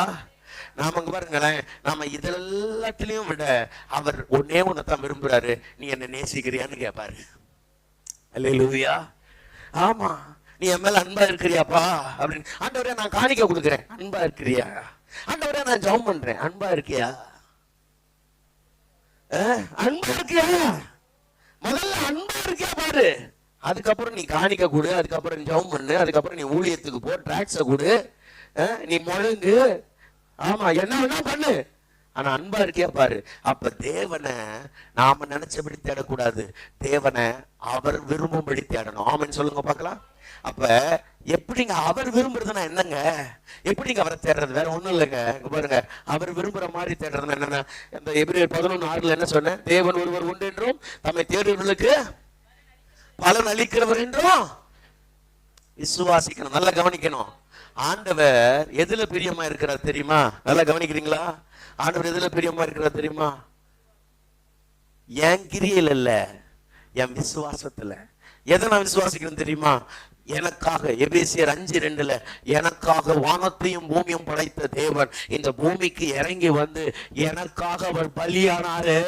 அந்த பலிதான் தேவனுக்கு சுகந்த வாசனையான பலி. அல்லேலூயா. எது சுகந்த வாசனையான பலியா? எபேசியர் 5:2 வாசிக்கிறீங்களா? கிறிஸ்து நமக்காக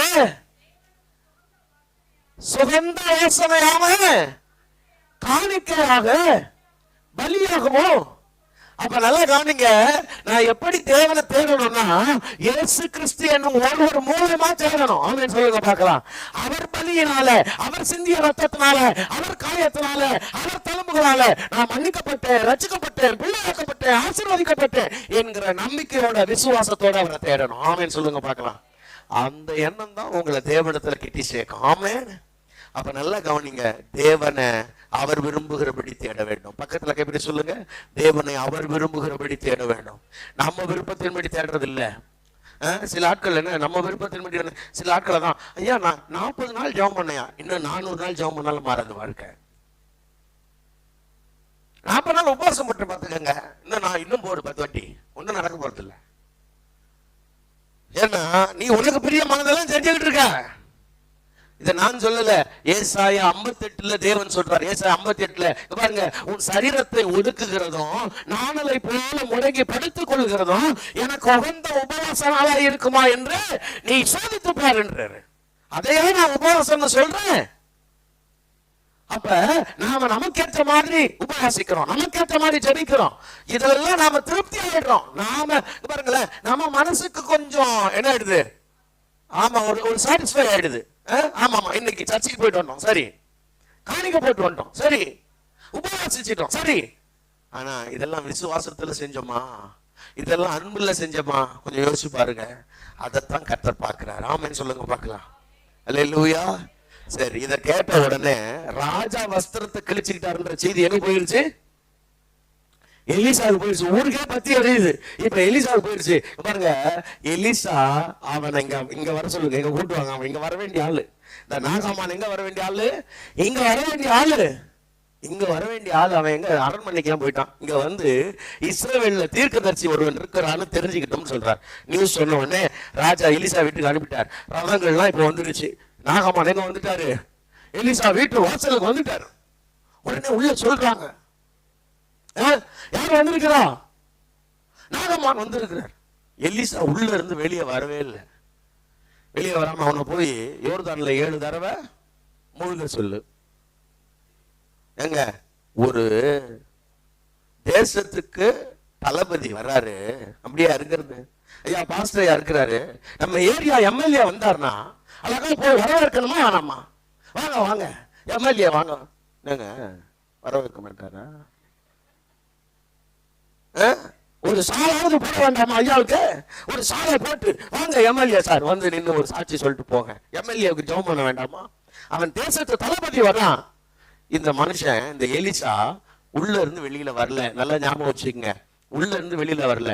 அவர் அப்படியே யோர்தானுக்கு போய் கழுவு சொல்லுன்ட்டார். இந்த ஆளுக்கு கோபம் வந்துருச்சு பாருங்க. அவன் என்ன சொல்றான், அப்பதான் இப்ப நீங்க வாசிச்ச வசனம் இருக்குது. அவன் என்ன நினைச்சானா, இந்த தீர்க்கதரிசி வெளியில வந்து என்ன தடவி, எப்படி என்ன, ஆமா என்ன தடவி தன்னுடைய நாமத்தை தொழுது கொண்டு என்னை சுகமாக்குவான் என்று நான் நினைச்சுக்கிட்டு இருந்தேன். பார்த்தீங்களா, அவன் என்ன நினைச்சானா, நாங்க போன உடனே என்ன ஐயா ஐயா வாங்கின்னு கூப்பிட்டு அப்படியே என்ன முதல்ல உச்சியில இருந்து உள்ளங்கால் வரைக்கும் பெரிய தேங்காய் எண்ணெய் பாட்டில் விவிடி கோல்டு தலை ஃபுல்லா ஊத்தி வேற சுட்டா இருந்துட்டு போட்டோம். அப்படியே ஐயாவை அப்படியே மசாஜ் பண்ணி ஐயாவுக்கு அந்த மனுஷனுக்கு நீ சுகத்தை தரமாட்டீரோம் ஜபம் பண்ணி நம்ம அப்படிலாம் ஜபம் பண்ணுவோம்ல. உடனே நமக்கு பாடம் வந்துடும். அவன் பெரிய ஆள்வாரல்ல, அவனை கரெக்டா வச்சு போல கேட்ச் பண்ணியான். அந்த ஆத்மாவை புட்டி உடனே இதெல்லாம் ஒன்றும் பண்ணல. அதெல்லாம் நீங்க பண்ணாதீங்க. அந்த மேஜிக் எல்லாம் வேணாம். எவனை இழுத்துக்கொள்ள அவர் சித்தமா இருக்கிறவன் எல்லாம் வருவான். அல்லேலூயா. ஆமா, அங்க பாருங்க. அப்ப அதெல்லாம் ஒண்ணும் பண்ணல, யோர்தான்ல மூழ்க சொல்லு அப்படின்ட்டார். இப்படி சொன்னதை நீங்க தப்பா எடுத்துக்க கூடாது. எலிசா அப்படி சொன்னதை நீங்க தப்பா புரிஞ்சு, ஒரு கொஞ்சமாச்சு ஒரு நாட்டினுடைய தளபதி வந்திருக்கிறார், அவரை கொஞ்சம் ஹானர் பண்ணலாம் இல்லையா அப்படின்னு நீங்க நினைச்சீங்கன்னா, நான் உங்களுக்கு ஒரு குட்டி கதை சொல்றேன். ஒரு ஊர்ல ஒரு பெரிய சாமியார் ஒருத்தர் இருந்தாராம். அவரு ஒரு ஊருக்கு வந்திருக்கிறார். அந்த ஊருக்கு வந்த உடனே அந்த ஒரு ராஜா இந்த சாமியாரை பார்க்கறதுக்கு வர்றாரு. வந்த உடனே இவர் உள்ள இருக்கிற சேவகர்கிட்ட, நான் ராஜா வந்திருக்கிறேன்னு போய் சொல்லுங்க சாமியார் கிட்ட அப்படின்ன உடனே போய் சொல்லிருக்கிறாரு. ராஜா வந்திருக்கிறாருன்னு சொல்ல சொன்னாரு அப்படின்னு. உடனே சாமியார் சொல்றாரு, நான் செத்த பிறகு வர சொல்லுன்றாரு. என்னது, நான் செத்த பிறகு வர சொல்லு? ராஜாவுக்கு ஒண்ணுமே புரியல. நம்ம வந்ததே யாரை பார்க்கறதுக்கு தான்? யாரை பார்க்கறதுக்கு? சாமியாரை பார்க்க. அவர் செத்த பிறகு வர சொன்னார்னா என்ன அர்த்தம்? போயிட்டாரு. திரும்ப வர்றாரு. திரும்ப வந்த உடனே நான் ராஜா வந்துக்கிறேன்னு போய் சொல்லு அப்படின்னு. மறுபடியும் சாமியார் சொல்லிட்டாரு, நான் செத்த பிறகு வர சொல்லு அப்படின்னு. நாளுக்கு ஒன்றும் புரியல. 3வது வாட்டி வர்றாரு. ஒரு ஊர்ல இருந்து போறதுக்குள்ள எப்படியா பார்த்துடணும்னு. மறுபடியும் நான் ராஜா வந்திருக்கணும் போய் சொல்லணும்னு இதே சொல்லாரு. பாரு, வந்ததே அவரை பார்க்கறதுக்கு தான். நான் செத்த பிறகு வர சொல்லு, நான் செத்த பிறகு வர சொல்லுன்னா என்ன அர்த்தம்? அவர் செத்தது பிறகு எப்படியா நான் அவரை பார்க்கறது? ஒரு ஊர்ல இருக்கும் போது தான் பார்க்கணும் சொல்லி அனுப்புறாரு சாமியாரு. நான் செத்த பிறகுனா நான் செத்த பிறகு இல்ல, நீ என்ன பார்க்கறதுக்கு வர்ற, நீ ஒரு ராஜாவா இருக்கிற, நான் ராஜா வந்து இருக்கிறேன்னு சொல்றல, அந்த நான் செத்த பிறகு வரணும். நீ வர்றது ஒரு சாமியாரை பார்க்கறதுக்கு வர, ஒரு தெய்வ அனுக்கிரகம் வேணும்னு வர்றேன்னா நான் அப்படின்ற எண்ணத்தோட வரக்கூடாது. அப்ப நல்லா கவனிங்க, இவன் ரதங்களோடும் குதிரைகளோட இங்க வரும்போது இங்க பாருங்க, அவன் சீரிய தேசத்தினுடைய ராணுவ தளபதி என்ற எண்ணம் எனக்கு இருக்குது. ஆகவே அங்க வந்து நின்று இவன் வெளியே வந்து என்னை கனம் பண்ணி, என்னை தடவி, எனக்காக ஜெபம் பண்ணி, எனக்கு சுகம் கொடுக்கணும் எண்ணம் இருக்குது. இது தவறானது. தேவ சமூகத்துக்கு வரும்பொழுது இல்ல, தாழ்மையோட வாங்க. தேவ சமூகத்துக்கு வரும்போது, ஐயா நீங்க இந்த ஏரியாவுக்கே பெரிய ஆளா இருக்கலாம், ஏரியா கவுன்சிலரா இருங்க, எம்எல்ஏவா இருங்க, கலெக்டரா இருங்க, உயர்ந்த பதவியில் இருங்க, இன்னும் நீங்க மேல போங்க, கர்த்தர் ஆசீர்வதிக்கட்டும். ஆமென். உங்களை உயர்த்துறதுதான் தேவனுடைய திட்டம். ஆனால பாருங்க, அந்த உயர்வுகளை அந்த வாசல்ல செருப்பை கலட்டும் பொழுது அங்க கலட்டிட்டு தேவ சமூகத்துக்கு வரும்பொழுது சாஷ்டாங்கம், ஆண்டவரே நான் உம்முடைய அடிமை, நான் உம்முடைய பணிவிடக்காரன், நான் உம்முடைய சேவகன் அப்படின்ற எண்ணத்தோட தயவு செய்து உள்ளவாங்க. தேவ சமூகத்துக்கு முன்னாடி நம்முடைய உயர் பதவிகளோ கல்வியோ மேன்மையோ எதுவுமே உயர்ந்தது இல்லை. ஆமென், அல்லேலூயா. ஆனா பாட்டு மட்டும் பாடுறோம்ல, திரண்ட ஆஸ்தி, உயர்ந்த கல்வி, செல்வாக்குகள் மிக இருப்பினோ அதான் சொல்றோம். குடிசை நோக்கி பார்த்த எனக்கு உலக பெருமைகள் யாவும் அற்பமேன்னு சொல்றோம். ஆனா அது அற்பமா நினைக்கிறோமா நாம? பாருங்க, தேவ சமூகத்துல ஆசீர்வாதத்தை எதிர்பார்த்துவாங்க, தேவ சமூகத்துல அன்பை எதிர்பார்த்துவாங்க. ஆசீர்வாதம், ஆண்டோட ஆசீர்வாதத்தை பெறணும், ஆண்டோட அன்பை பெறணும். சில நேரத்துல மக்களுடைய அந்யோன்யத்தை பெறணுன்றதுக்காக கூட வாங்க. ஆனா ஆண்டோடைய சமூகத்துல இங்க எனக்கு மதிப்பு வேணும்னு வராதீங்க. சபையில மதிப்பை தேடி வராதீங்க. பிரைஸ் எல்லாம் அல்லேலூயா. பக்கத்துல கைப்பிடி சொல்லுங்க, சபையில நமக்கு எதுக்கு மதிப்பு? நான் அவருடைய பிள்ளையா இருக்கிறத விட வேற என்ன பெரிய மதிப்பு இருக்கு? ஆமாவா இல்லையா? ஆமாவா இல்லையா? அவர் பிள்ளைன்றதா எனக்கு மதிப்பு தானே, அதை விட வேற என்ன பெரிய மதிப்பு வேணும்னு கேட்கிறேன். அல்லேலூயா, அல்லேலூயா. அப்ப அருமையான தேவனுடைய பிள்ளைகளே, அப்ப அவருடைய எண்ணம் எங்க தவறானது பாருங்க. நான் சீரிய தேசத்து தளபதி, ஆகவே என்னை இவர் வந்து என்ன பண்ணணும்னா நான் எதிர்பார்க்கிற மாதிரி என்ன அவர் ட்ரீட் பண்ணணும்னு நினைக்கிறது இருக்குல்ல, அது தப்பு. சபையில உன்னை சகோதரனா ட்ரீட் பண்ணுவோம், தேவனுடைய பிள்ளையா ட்ரீட் பண்ணுவோம். ஆமென் சொல்லுங்க பார்க்கலாம். ஆமா, உங்களை பெருசா பேனர்ல காட்டணும்னு நினைச்சீங்கன்னா அது தப்பு. நீங்க யாரும் அப்படி நினைக்க மாட்டீங்க. நீங்க எல்லாம் நல்ல பிள்ளைங்க, உங்களை பார்த்தா தங்கமா தெரியுது. ஆனா சில நேரத்துல அப்படி இருக்கிறாங்க சார்லஸ். சில நேரத்துல சில இடங்கள்ல பாருங்க, ஏதாவது ஒண்ணு சொன்னா உடனே அவங்க பேரை சொல்லணும். சம்பந்தமா டியூப் லைட்ல சார்லஸ் உபயம், பீட்டர் உபயம் ஃபேன்ல, அந்த சவுண்ட் பாக்ஸ்ல ஆரோக்கிய உபயம், எல்லாத்துலயும் அவன் பாரு. கை கால பலன் அவர் தானே கொடுத்தாரு, அவர் பேர் இருந்தா போதாதா? ஆமா இல்லையா? ஃபேன்ல இருந்து டியூப் லைட்ல இருந்து எதை வாங்கினாலும் இவர் கொடுத்தார், அவருக்காக ஜெபிப்போம். பாருங்க, நீங்க கொடுக்குறீங்கன்னா, அதாவது ஒன்று ஆண்டவருக்காக செய்தீங்கன்னு வைங்களேன், நான் ஒண்ணு சொல்றேன், அதை யார் பார்க்கறாங்களோ இல்லையோ பரலோகம் பார்க்குது. அதனுடைய பலனை நீங்களும் உங்க தலைமுறைகள் 1000 தலைமுறைகளுக்கு இறக்க செய்கிற தேவனவர். அவர் யாருக்கும் தலைவராக இருக்க மாட்டார். நீ கொடுத்தவர் அவர் பல மடங்கு திருப்பி கொடுப்பார். அவ்வளவுதான். அதை இங்க சொல்றாங்க, சொல்லல, நமக்காக ஜெபம் பண்றாங்க, நம்ம பேரை வாசிக்கிறோம், அதெல்லாம் கிடையாது. அப்ப சபைக்குள்ள வரும்போது, தேவ சமூகத்துக்குள்ள வரும்போது எனக்கு கனம் வேண்டும், மதிப்பு வேண்டும் என்கிற எண்ணத்தோட வராதிங்க. அந்த எண்ணம் உங்க ஆசீர்வாதத்தை தடுத்துரும். அல்லேலூயா. ஆமா, அந்த எண்ணம் ஆபத்தானது. சொன்ன உடனே அவனுக்கு பாருங்க கோபம் வந்துட்டுது. கோபம் வந்து அவன் சொல்றான், இவரு என்ன யோர்தான்ல முழுக சொல்றான், இந்த ஊர்ல இருக்கிற யோர்தானை விட என் ஊர்ல இருக்கிற விசேஷமான நதி. இந்த யோர்தான் நதி சின்னது, இதை விட பெரிய நதி என் ஊர்ல ஓடலையா? நான் அங்க போய் கழுவ முடியாதா என் சரீரத்தை அப்படின்னு கேட்கிறான். அப்படின்னா அவனுடைய வழிகள் பாருங்க, அவன் வழி, அவனுக்கு தெரிஞ்ச ஒரு வழி இருக்குல்ல, அது உயர்ந்தது என்றும் தேவனுடைய வழி தாழ்ந்தது என்றும் என்ன எண்ணம். இப்போ சில நேரத்துல நாம என்ன நினைக்கிறோம் தெரியுமா? தேவன் ஏதாவது பெருசா செய்ய சொன்னா அதை செய்வோம், சின்னதா இப்ப நான் சொல்றேன் பாருங்க, அன்பு கூறுங்க. அன்பு தானே, அன்பு கூர்ந்துட்டு தானே இருக்கணும். அன்பு கூறுவேன் இன்னும் அதிகமா.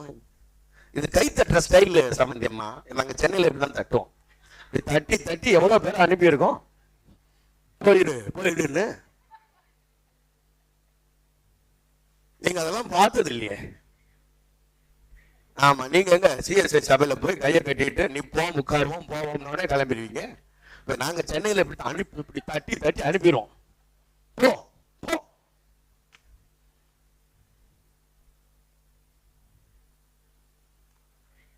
பாருங்க, இவன் தேவனுடைய இது பாருங்களேன், இது எலிசா தீர்க்கதரிசி சொல்ற ஆவியின் படி நடத்துதல் போல 7 நாள்ல மூழ்குன்னு சொல்றது. ஆனா இவனுக்கு சுயமா தோணுது, இந்த 7 நாள்ல மூழ்கிறத விட எனக்கு ஆத்மாவும் பர்பாரும் விசேஷமானதுன்னு சொல்லி தேவனுடைய வழியை விட இந்த சுய வழியில அது ரொம்ப பெஸ்டா தோணுது, ஆபத்தானது. நான் சொல்றேன், உங்க மனசுல தோன்றுகிற எண்ணங்கள் எல்லாம் சரியானது நினைச்சிடாதீங்க.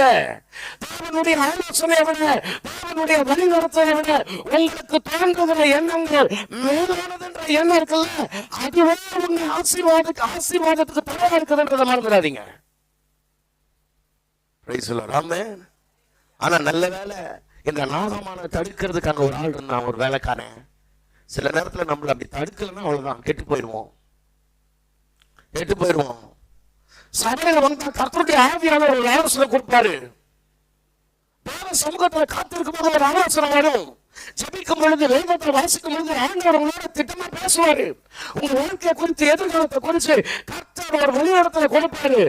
அதை விட்டுட்டு சுயமா ஒரு எண்ணம் தோணும், இல்ல அதை விட இது ரொம்ப பெஸ்ட் இல்லையா, அதை விட இது சிறந்தது இல்லையா, அப்படி தோணும். அப்படி தோணும் போது இல்ல, கொஞ்சம் நிதானிங்க, சுயத்துல போயிடாதீங்க. சுயத்துல இவன் ஒரு வேலை போய் அந்த ஆப்ராவிலேயே பர்பாவிலேயே மூழ்கி இருந்தானா, அவன் காலத்துக்கும் குஷ்டரோகியாத்தான் இருந்திருப்பான். ஆனா ஒண்ணு, அந்த வேலைக்காரன் அற்புதமா சொன்னான் பாருங்க. அவன் எப்படி சொன்னான், ஐயா ஒருவேளை தீர்க்கதரிசி இதை விட வேற ஏதாவது டஃப்பான ஒரு டாஸ்க் கொடுத்திருந்தா நம்ம செஞ்சிருப்போம்ல, பெரிய காரியம் ஏதாவது செய்ய சொல்லியிருந்தா செஞ்சிருப்போம்ல, இப்ப இதை செய்யறதுக்கு என்னையா அப்படின்னு உடனே இந்த இடத்துல நாகமான் கிட்ட தான் பிளஸ். பாருங்களேன், அங்கேயும் ஒரு வேலைக்கார பெண்ணு சொன்னதை கேட்டனா, இங்கேயும் ஒரு வேலைக்காரன் சொன்னதை கேட்கிறான். ராமன் சொல்லுங்க பார்க்கலாம். நல்லத கொஞ்சம் கீழே இருக்கிறவங்க சொன்னாலும் கேளுங்க, பக்கத்துல கைப்பிடி சொல்லுங்க. நல்லத வீட்டுல உன் பிள்ளை சொன்னா கூட நல்லதுன்னா கேளு. ஆமேன் சொல்ல மாட்டீங்களா? நம்ம பெரியவங்களுக்கு என்ன பிரச்சனை தெரியுமா, நீ என்ன சொல்றது, நான் என்ன கேட்கறது, நான் பார்த்து வளர்ந்த நீ எனக்கு சொல்ல அந்த டிசைனா பேசுவோம். நம்ம பெரிய அறிவாளி நினைப்போ, எங்களை விட உனக்கு உலக அனுபவம் தெரிஞ்சிட்டுதான் அப்படின்னும் சொல்லாதீங்கம்மா. நம்மளை விட சின்னவங்க நல்லதுக்கு சொன்னாங்கன்னா எடுத்துக்கங்க. ஆமேன்னு சொல்லுங்க பார்க்கலாம். அல்லேலூயா. இவன் போறான் யோர்தான்ல, ஒரு தடவை முங்கினான், 2 தடவை முங்கினான், கையெல்லாம் பார்க்கறான், ஒன்னும் நடக்கல. 3, 4, 5 எப்படி இருக்கும், ஒன்னும் நடக்கல. 6வது இன்னும் ஒரு வாட்டி முழுகும் இருக்குது அவனுக்கு.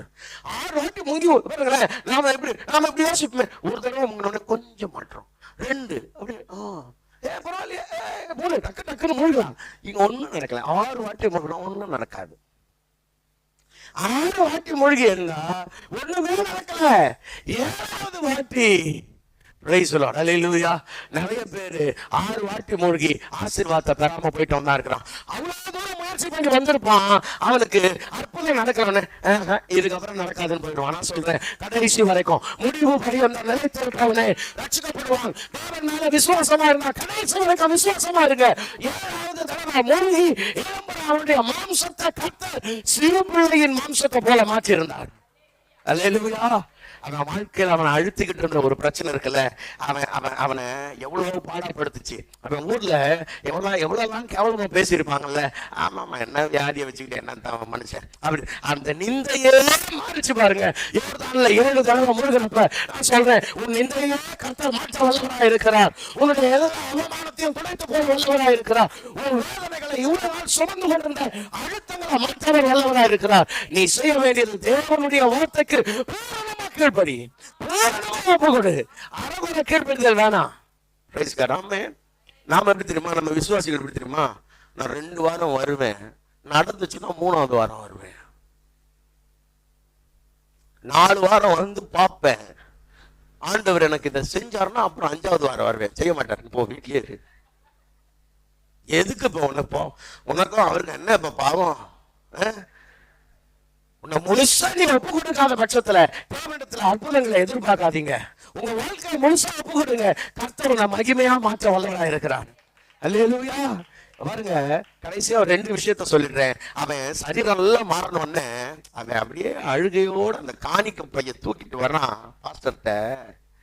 வந்துட்டு சொல்றான், ஐயா ப்ளீஸ் என்கிட்ட இந்த காணிக்க வாங்கிக்கோங்கன்னு.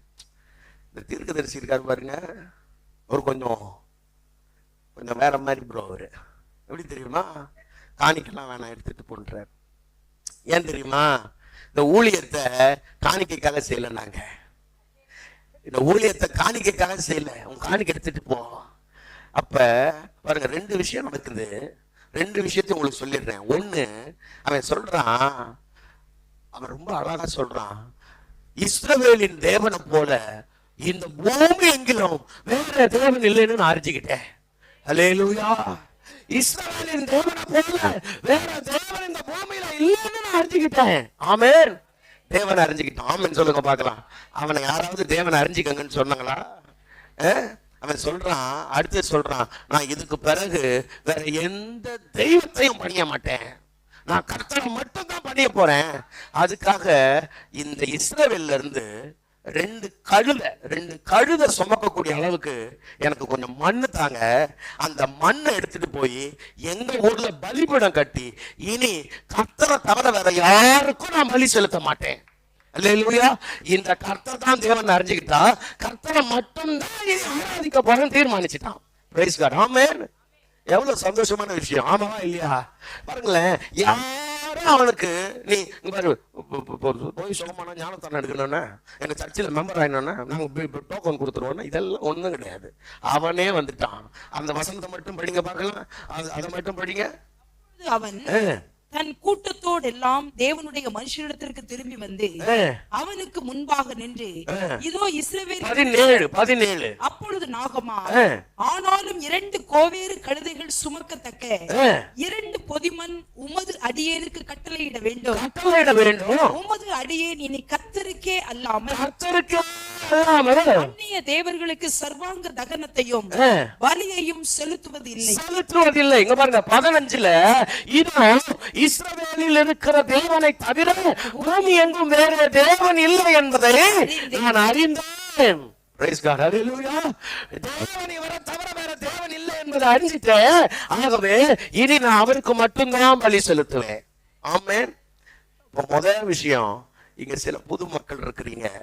உங்க வாழ்க்கையில் ஆண்டவரை ஏத்துக்கிட்டீங்கன்னா ஒரு காரியத்தை தெளிவாயிருங்க, இவர்தான் தேவன்னு தெரிஞ்சிருச்சுன்னா இவரை தவிர வேற யாரையும் ஆராதிக்க மாட்டேன், இவரை தவிர வேற யாரையும் பணிந்து கொள்ள மாட்டேன், இவருக்கு அன்றி என் பலிகள் வேற யாருக்கும் கிடையாதுன்னு ஒரு உறுதியான தீர்மானம் உண்டாகட்டும். நாகமானுடைய வாழ்க்கையில கர்த்தர் தான் தேவன் அறிஞ்ச பிறகு என் பலி வேற யாருக்கும் கிடையாது. ஆமென். அல்லேலூயா. ஆமா, நான் வேற யாரையும் பணிந்து கொள்ள மாட்டேன், வேற யாரையும் ஆராதிக்க மாட்டேன் அவன் சொல்லிட்டான். ஆனா இன்னொரு விஷயமும் இருக்குது, அதுவும் ரொம்ப முக்கியமானது. அடுத்த வசனத்துல அவன் சொல்றான், இங்க பாருங்க, நல்லா கவனிங்க. சில புதிய மக்கள்லாம் இருக்கீங்க, உங்களுக்காக சொல்றேன். இந்த சீரியா தேசத்தை அவன் சொல்றான், அவன் ஒரு கவர்மெண்ட் உத்தியோகஸ்தன் இல்லையா, ராணுவ தளபதி. சொல்றான், எங்க ராஜா ரிம்மோன் கோயில்ல பணிஞ்சிக்கிற வருவாரு. அவர் பணிந்து கொள்ள வரும் பொழுது நான் ஒரு தளபதி, ராஜா வரும்போது ராஜாவுக்கு முன்னாக நான் என்ன பண்ணணும்னா, அந்த கோயில் வாசல்ல நான் குனிய வேண்டியது இருக்கும் ராஜாவுக்கு முன்பாக. ராஜா அப்படி உள்ள போயிட்டு வர வரைக்கும் நான் என்ன பண்ணணும், கோயில்ல குனியணும். என் ஆராதனை யாருக்குதான்? கர்த்தருக்கு தான். நான் கர்த்தரை ஏத்துக்கிட்டேன். அவரை தவிர வேற யாரும் என்ன பண்ண போறதில்ல, ஆராதிக்க போறதில்ல. அவரை தவிர வேற யாருக்கு என்ன பண்ண போறதில்ல, பலி செலுத்த போறதில்ல. ஆனா நான் ஒரு அரசாங்க வேலை செய்யறேன், ஆகவே இப்படி ஒரு காரியம் இருக்குது, இது ஆண்டவர் எனக்கு மன்னிக்கட்டும் அப்படின்னு சொன்னா, எலிசா சொல்றாரு, நீ பயப்படாத, சமாதானத்தோட போ. அல்லேலூயா. அல்லேலூயா. சில நேரத்துல சில குடும்ப பின்னணிகள்ல இருந்து நீங்க வர்றீங்க, உங்களை முழுசா ஒப்பு கொடுத்துட்டீங்க, கர்த்தரை தான் நீங்க ஆராதிக்கிறீங்க.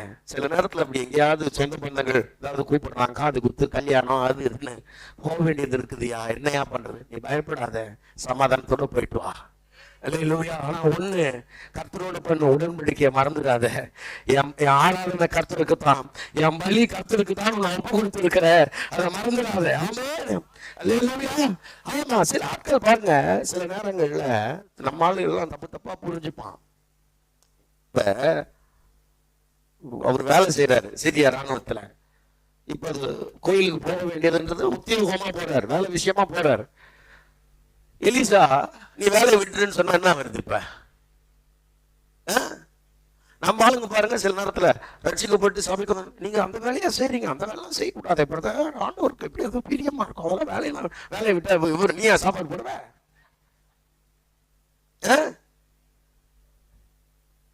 ஏங்க நம்ம இந்திய நாட்டுல இருக்கிறோம், இங்க பெரும்பான்மையான மக்கள் யாரா இருக்காங்க? பெருமார்க்கத்தரா இருக்கிறாங்க. அப்ப நம்ம பிள்ளைங்க எல்லாம் ஒரு அரசு அலுவலகத்துல வேலைக்கு அதுக்கு போனாங்கன்னா இந்த மாதிரி பல அழுத்தங்களை அவங்க சந்திக்க வேண்டியது இருக்கும்.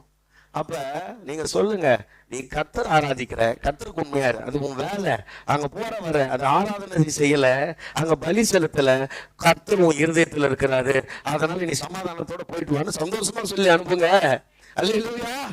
எலிசா எவ்வளவு தெளிவா சொல்லி அனுப்புறாரு, நீ போயிட்டு வா, ஒன்னும் பிரச்சனை இல்லை, கர்த்தர் கூட இருக்கிறாரு. ஆமேன்னு சொல்லுங்க பார்க்கலாம். அப்போ வாழ்நாள் எல்லாம் இந்த கர்த்தரை தவிர வேற யாரையும் ஆராதிக்காத ஒரு மனுஷனா நாகாமான் மாறிட்டான். நான் சொல்றேன், உங்க வாழ்க்கைய முழுசா கர்த்தருக்கு ஒப்பு கொடுங்க. இன்றைக்கு உங்களுடைய எல்லா பலவீனங்கள், சோர்வுகள் உங்களை அழுத்தி கொண்டிருக்கிற மகா பராக்கிரமசாலியா இருந்த அவனோ குஷ்டரோகியா இருந்தான்ற அந்த வசனம் இருக்குல்ல, அந்த அவனோன்ற அந்த ஒரு குறைய கூட இல்லாம கர்த்தர் நிறைவா மாற்ற வல்லவரா இருக்கிறார். ஆமென். பக்கத்துல கைப்பிடி சொல்லுங்க, ஒரு குறையும் இல்லாத நிறைவான வாழ்வை கர்த்தர் உனக்கு தர அவர் வல்லவராக இருக்கிறார். நாகாமானின் நினைவுகளை போல எங்கேயாவது தவறான நினைவுகள் இருந்துச்சுன்னா அதை நாம மாத்திக்குவோம். நான் என் வழிகள்ல தேவனை தேடாம இங்க சபைக்கு வரும் பொழுது நான் என்ன நினைக்க கூட தெரியுமா? எனக்கு கனம் வேணும்னு நினைக்க கூடாது. தேவனுடைய எண்ணங்களை விட என் எண்ணங்கள் உயர்ந்ததுன்ற எண்ணங்கள் இருக்கக்கூடாது. அப்படி இல்லாம இருந்தா, பூர்ணமா உங்களை ஒப்பு கொடுத்தா கர்த்தர் உங்க வாழ்க்கையை மகிமையா மாற்றி ஆசீர்வதிக்க அவர் வல்லவராக இருக்கிறார். கர்த்தர் உங்களை ஆசீர்வதிப்பார். கண்களை மூடி ஜெபிப்போம் எல்லாரும்.